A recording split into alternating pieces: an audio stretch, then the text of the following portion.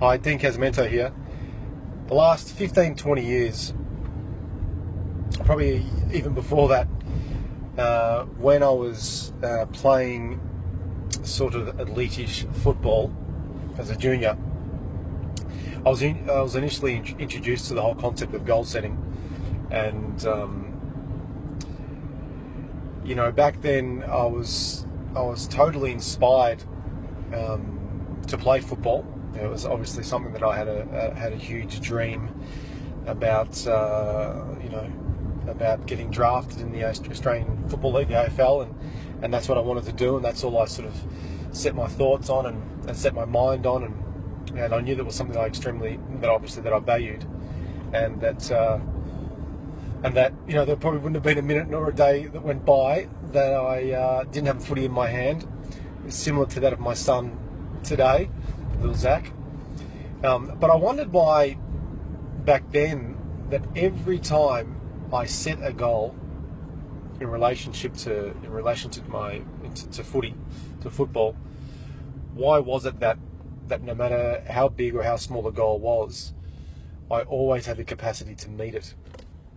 It's like this uncanny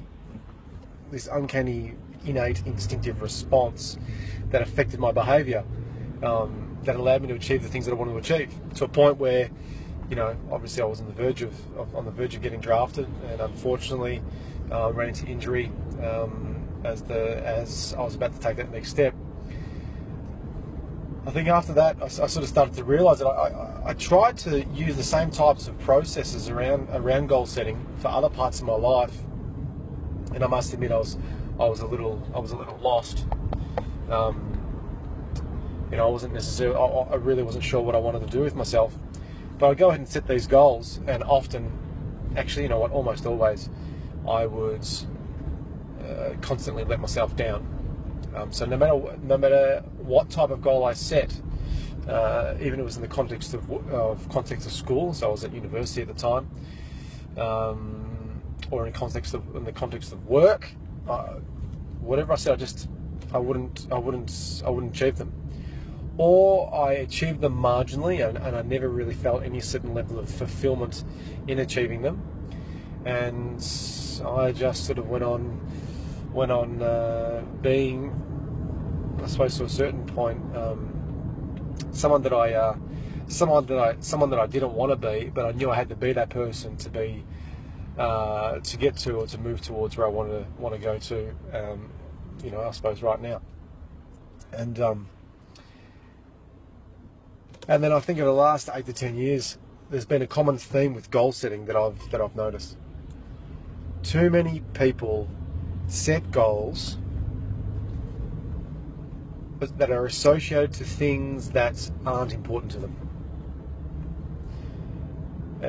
You may have heard in some of my previous videos that too many people, including myself, are setting goals based on some ideal or some norm that we need to have, a certain type of job, or we need to have, drive a certain type of car, or that we need to earn this certain amount of money, or we need to have this certain type of body, we need to do this certain type of exercise, or whatever it is.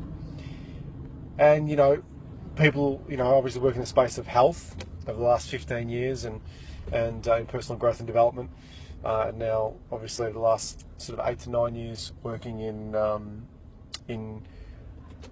performance and behavioural performance. That's it really is setting goals for the wrong level of motivation, or related to the wrong values. So it's, the keys to setting a goal, the keys to setting goals that really do work, is to work out what inspires you, what you are really inspired by. How many times have you set a goal? Let's say we'll take it in the context of health, in relation to your health and fitness. How many times have you set a goal? Right? Maybe a New Year's Eve goal, a New Year's Eve resolution that you set, and within a couple of days, or in a week or a month, you just went back into your old ways. The reasons why that happens is simply because you're not inspired. You're not inspired to lose that weight. You're not inspired to be able to run that 5 kilometers. You're not inspired to go to the gym 4 or 5 days a week. And that's the reasons why you don't follow through with your action. It's like your conscious mind thinks, oh, this would be a good idea to do. That's what they say you should be doing. But until you connect the value to yourself and what it really means to achieve that certain goal based on what you really value in life, you're not going to set it. Or you'll set it, you're not going to achieve it. And it'll just leave you frustrated, probably angry yourself, and just feel like you want to give up. And 9 times out of 10, most people do. So, just like setting priorities in life and setting goals, it must be directly related to the things that you really value. And look, if you know that your health and your fitness aren't at a level that you want them to be at, I've shared this in other videos. Some of the simple ways. I think one of the most simplest way to be able to raise your value of health and fitness is to think about, what it is that you're really motivated by and inspired by presently. And how do you know that? It's basically those things that you often talk about to yourself positively, that actually start to, sort of fall into fruition in your own reality. It's those conversations that you enjoy having with people, that give you an indication of what it is that you really value, that really inspires you. Another indication of what you really value is, when you think about the spaces that you visit, the spaces that you dwell the most, where you reside the most, what are they surrounded by? So is your work desk, for example, surrounded by photos of the children, or photos of your loved ones, or photos of certain locations where you'd like to go for a surf, or where you'd like to go for a run, or where you have run in the past, or where you have visited, or is it to do with some sort of financial association, or whatever it is? What about when you get home? What is your home set up like? Do you have, is it all filled with family stuff? Or sporting memorabilia, or have you got gym equipment lying around the place, or whatever it is. These are all little signs that indicate to you what it is that you really value. And I will bet $1 that whenever you set a goal or an outcome based on those things, the things that are related to your space, the things that are related to what you're saying to yourself positively, that you think about positive, that are actually creating or forming some sort of connection to reality now, and those sorts of conversations that you really like to be part of. If you were to set a goal to those, I can guarantee you'd achieve them, or you might be there around 80-90% of the time. So if your health and fitness isn't where, I'll use health and fitness just an example, isn't where you want it to be, you start to think about the links. What is the benefit? What is the benefit of me valuing my health and fitness to the certain areas in my life that I believe right now are important? And it could be to do with the kids, it could be to do with loved ones, it could be in relation to your business, to your career, to education.